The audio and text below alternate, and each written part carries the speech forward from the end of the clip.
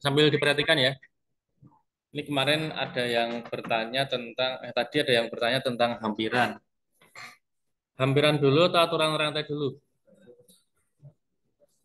Ini dulu nggak apa ya, Mas ya? Hampiran dulu ya. Oke.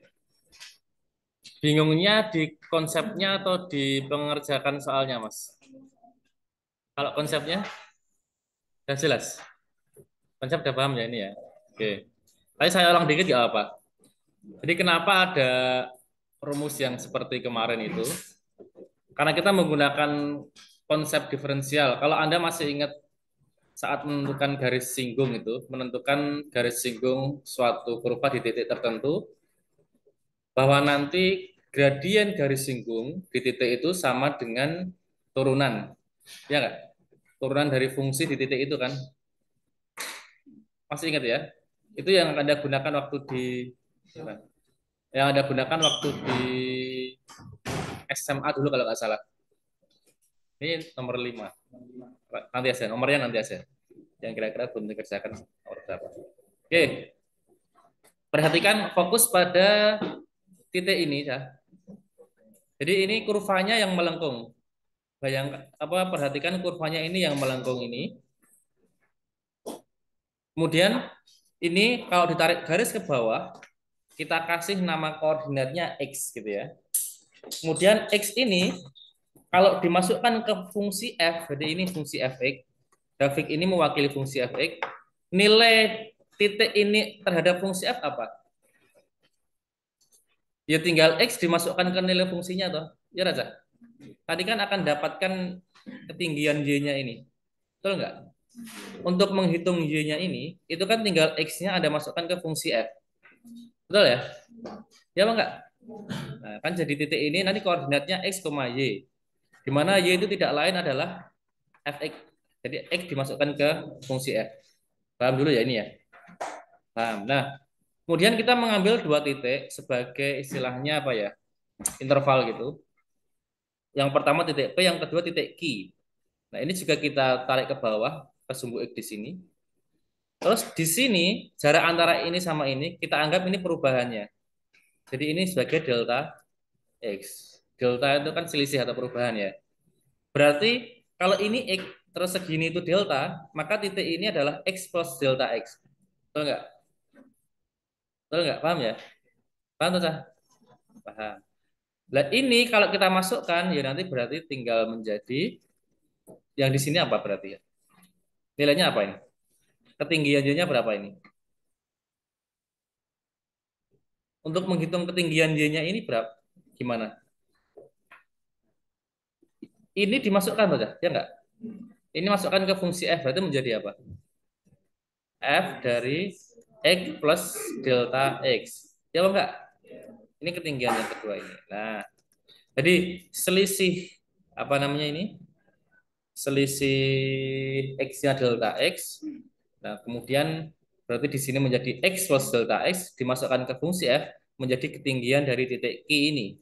Sehingga ini titik Q-nya ketinggiannya atau y-nya adalah f dari x plus delta x. Nah, ini konsep menggunakan konsep gradien garis singgung kemarin. Kalau yang titik Q itu kita tarik ke bawah sini sehingga semakin mendekati P kemarin itu ya.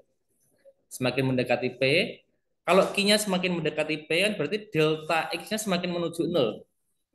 Ya apa enggak? Paham? Nah, maka di sini kita menggunakan limit ini. Limit kalau delta X menuju nol itu untuk apa sih Pak? Kalau harus delta X menuju nol? Artinya kalau selisih antara X pertama dengan X kedua dibuat menuju nol itu artinya selisih ini, jarak ini semakin kecil. Sehingga nanti titik Q ini semakin mendekat ke titik P, semakin mepet itu loh. Paham ya? Ini rentang yang awalnya itu melengkungan gini, kalau ditarik terus, dikurangi sedikit lagi, dikurangi lagi, dikurangi itu, nanti lama-lama kan semakin mendekat ke sini, jadi seolah-olah menjadi sebuah titik. Paham ya? Tidak lagi terlihat sebagai lengkungan. Kemarin sudah saya praktekkan menggunakan apa itu? GeoGebra itu. Yang awalnya lengkungan, tapi ketika kita zoom sangat besar sekali, itu menjadi seolah-olah garis lurus. Paham ya? Itu tujuannya untuk dibuat menuju nol itu. Sehingga nanti itulah yang menjadi apa namanya semacam filosofi atau semacam motivasi untuk munculnya konsep turunan ini.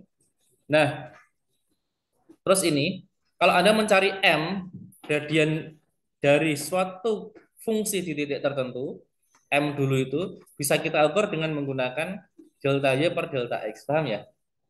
Ya nggak?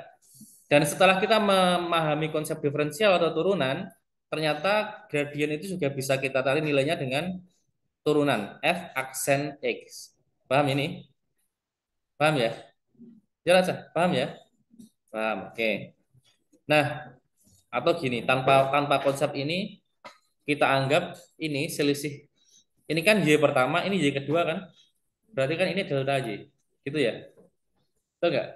Sehingga F aksen X ini sama dengan limit delta X menuju 0, delta Y per delta X.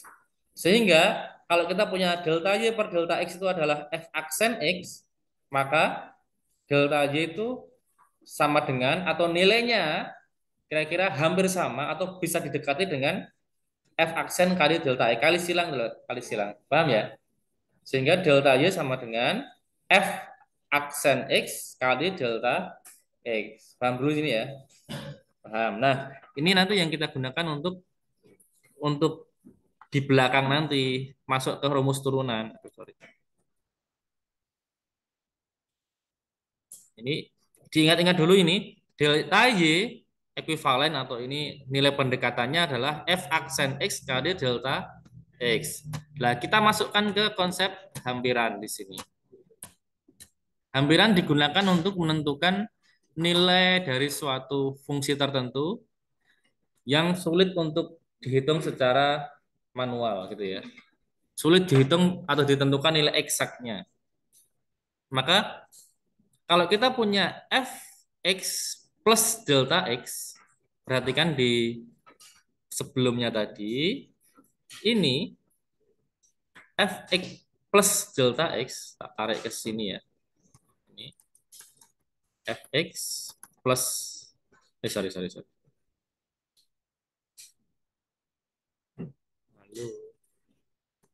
plus delta x, gitu.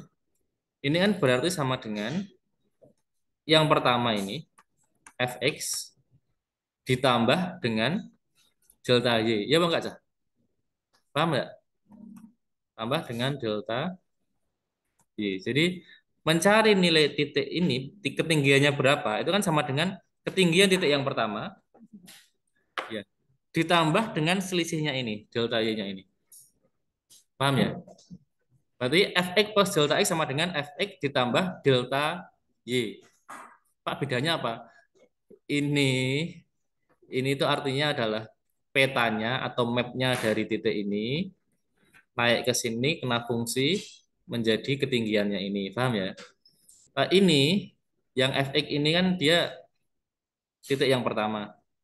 Paham? Delta Y itu selisihnya ini dengan ini. Paham enggak? Paham ya? Nah, terus Pak, terus delta Y itu apa sih? Delta Y itu kalau dalam konsep diferensial, dia ini akan nilainya sama dengan pendekatan fx plus dy. Atau tanpa diubah jadi dy pun, ini kalau Anda langsung ganti dengan yang bawah ini, dy itu apa? F aksen X kali delta X. Ya Raja, ini loh. Delta Y itu apa kan yang ini tadi? Paham ya? Berarti nilainya Fx plus delta X itu apa? Nilainya sama dengan Fx ditambah F aksen X kali delta X. Nah, ini kan rumus yang digunakan untuk hampiran di sini. Ini kan? Jadi Fx plus delta X itu nilainya berapa? Nilainya adalah Fx ditambah dengan F aksen X kalikan dengan delta X. Jadi rumusnya ini dapatnya dari mana? Dari yang sebelumnya tadi. Paham ya? Paham ya? Jadi kalau bisa menentukan hampiran sing dieling-eling iki wae pokoknya. Bahwa Fx plus delta X itu apa? Fx plus delta X nilainya bisa didekati dengan Fx ditambah dengan F aksen X kali delta X. Nah, benar kesuwen saya langsung aplikasikan ke soal ini saja. Saya ambil soal yang pertama ya. Yang nomor 6 itu perhatikan. Ini kalian Anda koreksi, koreksi sendiri-sendiri aja, melatih kejujuran. Kalau jujur ya jawabannya wis ono ning classroom ya. Nek beda berarti sudah diubah. Oke. Berarti kita sekarang menentukan akar 36,2. Ini akar pangkat 2. Akar pangkat 2 kan kalau 36,2 itu kan nggak ada yang nilai pasnya. Yang ada nilai pasnya kan 36-nya. Paham ya? Nah, berarti kita melakukan pendekatan ini dengan nilai 36-nya. Kira-kira gitu ya. Nah, perhatikan, Cah. Akar 36,2 kalau kita nyatakan sebagai fungsi gitu, itu kan berarti fx itu sama dengan x pangkat setengah akar itu. Ya enggak? Paham ya? Nah, berarti kalau 36,2, kalau 36, sorry.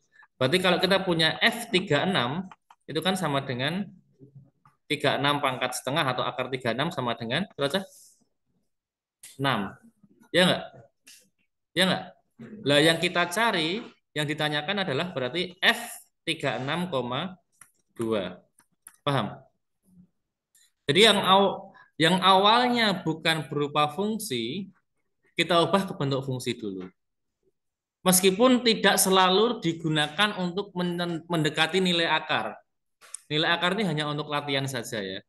Maksudnya yang kira-kira gampang diprakteknya itu ya untuk menentukan nilai akar yang dekat dengan akar tertentu gitu ya. Tapi nanti konsep lain mungkin akan bisa digunakan ke hal-hal yang lain sebagainya. Selain akar, pokoknya sesuatu yang bisa kita nyatakan sebagai fungsi. Gitu ya. Nah, sesuai dengan apa namanya rumus tadi, berarti 36,2 itu bisa kita nyatakan sebagai F36 ditambah 0,2. Ya apa enggak? Ini sebagai delta X-nya tadi. Rumusnya tadi tak tulis meneh ning kene nek kowe bingung. Fx plus salah di dalam kurung. Fx plus delta X itu bisa didekati dengan Fx tambah wongcah F aksen X gitu kan kali delta X. Ya enggak? Nah, berarti di sini F36 berarti X-nya, 0,2 itu delta X-nya. Bisa didekati nilainya dengan berarti apa? F36 ditambah F aksen. Nah, kita harus menentukan nilai aksennya dulu ini. Kalau F X-nya itu X pangkat setengah, berarti F aksen X itu berapa aja? Setengah X pangkat min setengah ya? Setengah X pangkat min setengah atau sama dengan seperdua akar X. Begini nggak? Oke. Berarti ini sama dengan, tak tulis gini dulu aja, biar nggak bingung. F aksen dari 36 kali delta X. Delta X kan berarti yang ini tuh. Ya nggak? Kalikan 0,2. Itu ya. Berarti nilainya ini sama dengan F, langsung aja. F36 itu berarti sama dengan akar 36 ditambah ini adalah seperdua kali akar 36 dikalikan 0,2. Berapa ini? 6 ditambah 1/12 ya? 1/12 kali 1/5 berarti. Ya enggak? Berarti 1/60. Kira gue. 1/60 itu kalau dibikin koma kira-kira piro ya, Cah? 0,0 berapa ya? 1 cm ya. 60 ini 0,0 kan? 1, 60, 40, 400 berarti 6 ya. 360 berapa ini? 400 lagi. Berarti terus gini ya. Oke, berarti 6 tambah 0,166 dan seterusnya. Atau kalau kita bulatkan 6,0167. Nah, ini. Ini adalah nilai akar 36,2. Kalau mau kita coba menggunakan kalkulator, ya, 36,2 di akar. Sama ya ini ya? Ya enggak? Pak, kok di sini kita 6666 terus di sini 664. Namanya nilai pendekatan. Bukan nilai eksak, bila bukan nilai sebenarnya. Tapi lumayan. Sampai dengan desimal keempat kan masih sama. Ya nggak? Nah, kita kan paling butuhnya ya 3 atau 4 desimal udah cukup lah ya. Jadi kira-kira gitu. Oke, itu hampiran. Udah paham belum? Ada pertanyaan lagi? Cek. Cukup. Paham ya? Yang lain paham? Jelas hampiran? Silahkan dikoreksi sekalian nomor 6 dulu ini.